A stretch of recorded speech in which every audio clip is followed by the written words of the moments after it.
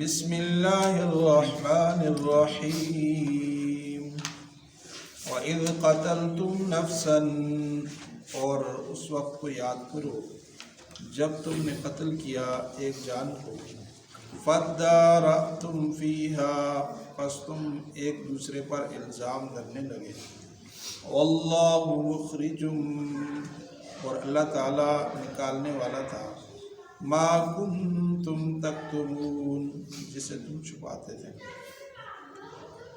فقلنا، بس ہم نے کہا، اضربوہ، مارو اس کو، ببعضھا، اس کے بعض حصے کے ساتھ، کذالک یحیی اللہ الموتى، اسی طرح اللہ تعالیٰ زندہ کرے گا مردوں کو، ویریکم، اور دکھاتا ہے وہ تم کو، آیاتی، اپنی آیات، لعلکم تعقلون، تاکہ تم سمجھو۔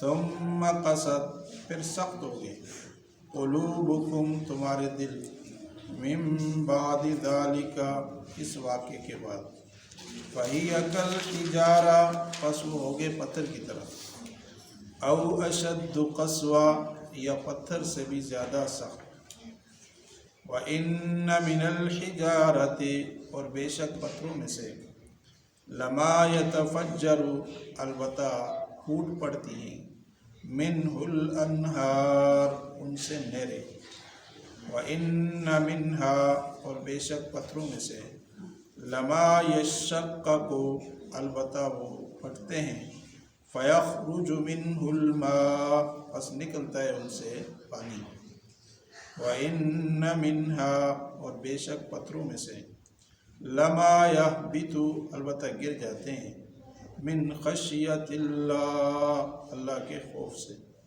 وَمَا اللَّهُ بِغَافِلٍ، اور نہیں ہے اللہ تعالیٰ غافل، عَمَّا تَعْمَلُونَ، جو تم عمل کرتے ہو۔ معزز سامعین، گزشتہ آیات مبارکہ کے اندر اللہ تبارک و تعالیٰ نے وہ واقعہ ذکر فرمایا کہ بنی اسرائیل کے اندر ایک شخص جو کہ مالدار تھا، اس کے چچا زاد بھائیوں نے، اور ایک روایت کے مطابق اس کے بھتیجوں نے اسے قتل کر دیا تاکہ ہم اس کے مال پہ قابض ہو جائیں، لیکن اللہ تعالیٰ نے وہ قتل ان سے ظاہر بھی کروایا، اور وہ قصاص میں قتل بھی ہو گئے، اور وہ وراثت سے بھی محروم ہو گئے۔ تو آج کی پہلی آیات کے اندر تو اسی کا ذکر ہے کہ اس وقت کو یاد کرو جب تم نے ایک جان کو قتل کیا اور ایک دوسرے پہ الزام دھرنے لگے۔ اللہ نے اس کا طریقہ بتایا، گائے ذبح ہوئی، اور گائے کا بعضوں نے لکھا زبان، بعضوں نے کہا دل، بعضوں نے کہا جگر، بعضوں نے کہا اس کی دم، اس مردے کے ساتھ لگائی تو مردہ زندہ ہو گیا، اور اس نے بتا دیا۔ اللہ تبارک و تعالیٰ فرماتے ہیں دیکھو اسی طرح ہم مردوں کو بھی زندہ کریں گے۔ دیکھو دو واقعے تو بنی اسرائیل کے سامنے پیش آ گئے، ایک 70 آدمیوں کو لے کر گئے موسیٰ علیہ السلام کوہ طور پہ، تو انہوں نے کہا جی آواز تو آ رہی ہے لیکن اللہ نظر نہیں آ رہے، اللہ تعالیٰ نے ان کو وہیں پہ موت دے دی۔ پھر موسیٰ علیہ السلام کی دعا سے اللہ تعالیٰ نے ان کو زندہ کیا، اور یہاں پہ بھی اس آدمی کو بھی اللہ تعالیٰ نے زندہ کیا۔ تو اللہ تبارک تعالیٰ فرما رہے ہیں دیکھو میں مردوں کو تمہارے سامنے زندہ کر رہا ہوں، تو اس کا مطلب یہ ہے کہ مرنے کے بعد دوبارہ بھی زندگی ہے۔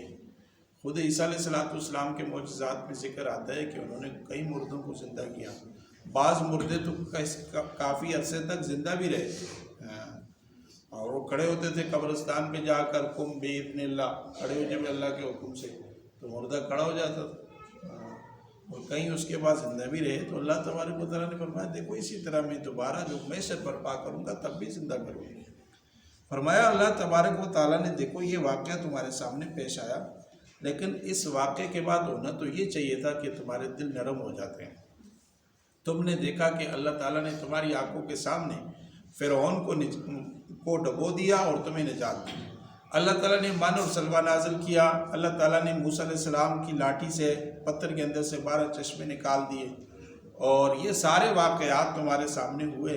ہونا یہ چاہیے تھا تمہارے دل نرم پڑ جاتے، لیکن تمہارے دل اور سخت ہو گئے، اور اللہ تبارک و تعالیٰ نے فرمایا کہ پتھر سے بھی زیادہ سخت۔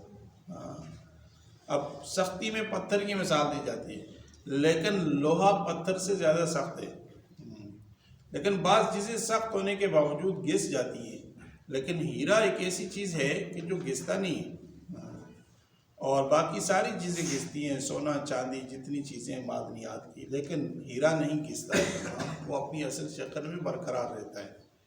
اور سونا چاندی کے حوالے سے یہ مسئلہ ہے کہ چاندی جو ہے یہ مرد استعمال کر سکتا ہے 4 ماشے تک، اس سے زیادہ نہیں، لیکن وہ بھی زیور کے طور پر، چاندی کا برتن استعمال نہ کریں، باقی چیزیں نہ بنائیں۔ اسی طرح سونا صرف عورتیں استعمال کرتی ہیں زیور کے طور پر، وہ بھی برتن استعمال نہیں کر سکتی سونے کے، اور سونے کو اور کسی چیز میں استعمال نہیں کر سکتی۔ مثلاً بعض عورتیں کڑھائی کرتی ہیں تو وہ سونے کی تار سے نہیں کر سکتی ہیں، صرف سونے کو بطور زیور کے استعمال کر سکتی ہیں۔ ایسی چاندی 4 ماشے مرد کے لیے تو وہ صرف زیور کے طور پر، اس سے زیادہ نہیں، اس سے زیادہ کریں گے تو یہ اللہ تعالیٰ کے حدود کی خلاف ورزی ہوگی۔ اب قتل کا جو معاملہ ہے یہ انتہائی سخت گناہ ہے۔ حدیث مبارکہ ایسے ہی حدیث سے فرمایا ایک مومن کا قتل اللہ تعالیٰ کے یہاں اتنا بڑا گناہ ہے کہ ساری کائنات کو اس نے ہلاک کر دی، اس سے زیادہ سخت گناہ ہے۔ لیکن آپ دیکھیں مروجہ دنیا میں تو کوئی جگہ محفوظ نہیں ہے، مسجدیں بھی محفوظ نہیں، مدارس بھی محفوظ نہیں، کالج بھی محفوظ نہیں، بازار بھی محفوظ نہیں، ہر جگہ قتل ہو رہے ہیں۔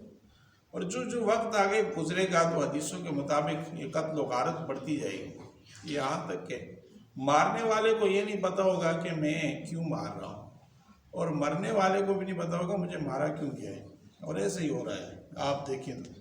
حالانکہ حضور علیہ السلام کے دور میں ایک واقعہ ملتا ہے ہمیں احادیث کے اندر کہ وفد بنی نجران عیسائیوں کے 60 آدمی آئے حضور علیہ السلام سے ملنے کے لیے، اور ان کے ساتھ ان کے پادری بھی تھے۔ تو اللہ کے پیغمبر صلی اللہ علیہ وسلم نے فرمایا کہ دیکھو یہ 60 آدمی مہمان ہمارے آگے ہیں، اب ہمارے پاس اتنا بڑا مہمان خانہ تو ہے نہیں، تو صحابہ سے کہا کہ ان کو تقسیم کر لیتے ہیں، 2 3 4 صاحب اپنے گھروں میں لے جاؤ۔ تو وہ کہنے لگے کہ نہیں ہم اکٹھے رہیں گے۔ ان کے ذہن میں یہ بات تھی کہ مسلمان تبلیغ کریں گے ان کو دین کی تو یہ مسلمان ہو جائیں گے، ہمارے دین سے پھر جائیں گے، انہوں نے کہا ہم اکٹھے رہیں گے۔ تو حضور علیہ السلام نے فرمایا پھر تو کوئی جگہ نہیں ہے سوائے یہ مسجد کے صحن کے، تو مسجد کے صحن میں ان 60 افراد کے لیے خیمے لگا دیے گئے۔ انہوں نے کہا جی ہم اپنی عبادت بھی کریں گے، تو اللہ کے نبی صلی اللہ علیہ وسلم نے فرمایا ٹھیک ہے تم اپنی عبادت بھی کرو اپنے مذہب کے مطابق۔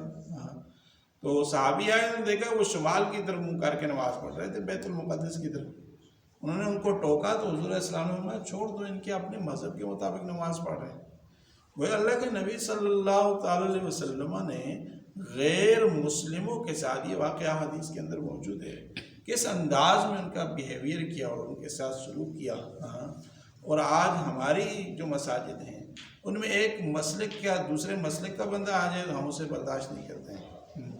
اتنی سخت رنجشیں بنا دی گئی ہیں کہ ہم ایک دوسرے کو دیکھتے ہیں تو اتنی سختی کے ساتھ دیکھتے ہیں، حالانکہ وہ بھی کلمہ پڑھتے ہیں، وہ بھی قرآن پڑھتے ہیں، وہ بھی حضور اسلام کے لیے جان دینے کو تیار ہو جاتے ہیں، لیکن یہ ساری سازشیں ہیں اغیار کی تاکہ مسلم قوم کبھی متحد ہو کر پھر سے یہ پوری دنیا کے حکمران نہ بن جائے۔ تو خدا را ان باتوں سے نکلیں اور اللہ تعالیٰ اور اللہ کے رسول کی تعلیمات کی طرف آئیں۔ فرمایا کہ اتنے زیادہ سخت کہ پتھر سے بھی زیادہ سخت۔ پتھروں کی 3 قسمیں بیان کی گئی۔ فرمایا بعض پتھر وہ ہیں جن سے نہریں پھوٹ جاتی ہیں، یعنی پہاڑوں کے اندر آپ جائیں تو نہریں نکل رہی ہوتی ہیں اور بڑا میٹھا پانی ہوتا ہے۔ وہ بعض پتھر وہ بھی پھوٹتے ہیں لیکن ان سے نہریں تو نہیں پھوٹتی، لیکن تھوڑا پانی نکل رہا ہوتا ہے، تھوڑا پانی آ رہا ہوتا ہے، یہ بھی موجود ہے، اس کی مثالیں بھی۔ اور بعض پتھر وہ ہیں جو اللہ کے خوف سے گر جاتے ہیں، یہ بھی انسان پہاڑوں کا سفر کرے تو بعض دفعہ خود بخود پتھر جو ہے وہ نیچے گر رہے ہوتے ہیں، تو اللہ تعالیٰ کے خوف سے، گویا ان کے اندر بھی اللہ کا خوف ہے، کیونکہ قرآن کہتا ہے وَإِن مِّن شَيْءٍ إِلَّا يُسَبِّحُ بِحَمْدِهِ وَلَٰكِن لَّا تَفْقَهُونَ تَسْبِيحَهُ، کوئی چیز ایسی نہیں ہے جو اللہ کی تسبیح بیان کرے لیکن تم اس کی تسبیح کو نہیں سمجھتے ہو۔ خود صحیح حدیث کے اندر بخاری میں آتا ہے، حضور علیہ السلام نے فرمایا نبوت ملنے سے پہلے بھی مکہ میں ایک پتھر ہے، فرمایا مجھے ابھی تک وہ یاد ہے کہ میں جب بھی اس کے پاس سے گزرتا وہ کہتا تھا السلام علیک یا رسول اللہ، اے اللہ کے رسول آپ پر سلام۔ وہ پتھر بھی پہچانتے ہیں، اور خصائص الکبریٰ میں امام جلال الدین سیوطی رحمۃ اللہ علیہ نے ایک واقعہ لکھا ہے، یہ احادیث کے اندر آتا ہے۔ ایک دفعہ ابو جہل آیا اور اس نے اپنی مٹھی میں موٹی موٹی کنکریاں پتھر اٹھا دی، کہنے لگا یا محمد صلی اللہ علیہ وسلم، آپ زمین اور آسمان کی باتیں کرتے ہو، بڑی بڑی باتیں کرتے ہو، آپ یہ نبی ہو تو مجھے یہ بتاؤ میرے ہاتھ میں کیا ہے؟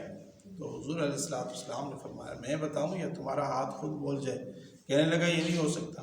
تو انہوں نے کنکریوں نے پڑھ دیا سبحان اللہ سبحان اللہ، اور ایک روایت میں آتا ہے لا الہ الا اللہ محمد رسول اللہ، اس نے وہ پھینک دی، کہنے لگی ان پتھروں نے بھی آپ کا ساتھ دے دی۔ تو یعنی عمر بن عشام اس کا نام تھا، ابو جہل، تو اس کی طبیعت میں سختی تھی، ضد تھی، عناد تھی، تکبر تھا، بڑا پن تھا۔ جب تک انسان اپنی ہو کو نہیں مٹائے گا، اس وقت تک طلب نہیں ہوگی تو پیغمبر کی نگاہ بھی اس کو فائدہ نہیں دے سکتی۔ طلب ہوگی تو پھر کسی کی نگاہ کا فائدہ ہوگا، ورنہ حضور علیہ السلام سے بڑی ہستی کون ہے؟ حضور سامنے موجود ہیں، طلب نہیں ہے اندر تو ہدایت کا سلسلہ بند ہو گیا۔ تو اللہ تبارک و تعالیٰ نے فرمایا پتھروں میں بھی میرے خوف سے وہ گر جاتے ہیں، لیکن تمہاری طبیعت میں تو پتھروں سے بھی زیادہ سختی پیدا ہوگی۔ وَمَا اللَّهُ بِغَافِلٍ عَمَّا تَعْمَلُونَ، اللہ تعالیٰ غافل تو نہیں ہے جو تم عمل کرتے ہو، اللہ تعالیٰ ہر ایک عمل سے باخبر ہے۔ اللہ تعالیٰ سے دعا ہے اللہ ہمیں کہنے سننے سے زیادہ عمل کی توفیق عطا فرمائے۔ آمین آمین۔ الحمدللہ رب العالمین، والصلاة والسلام علی سید الانبیاء والمرسلین، اللہم صلی علی سیدنا محمد وعلی آل سیدنا محمد واصحابہ وبارک وسلم۔ الہ العالمین ہم سب کا بیٹھنا سننا سنانا قبول فرما۔ اے مالک ہمیں اخلاص نیت استقامت نصیب فرما۔ اے مالک قرآن کی اشاعت کے لیے، دین کی محنت کے لیے، دین کے غلبے کے لیے ہم سب کو، پوری امت کو یا اللہ قبول فرما۔ اے اللہ دارین کی عافیت نصیب فرما۔ وصلی اللہ تعالی علی خیر خلقہ محمد وآلہ واصحابہ وآل بیتہ اجمعین، آمین۔ جزاکم اللہ تعالی خیر۔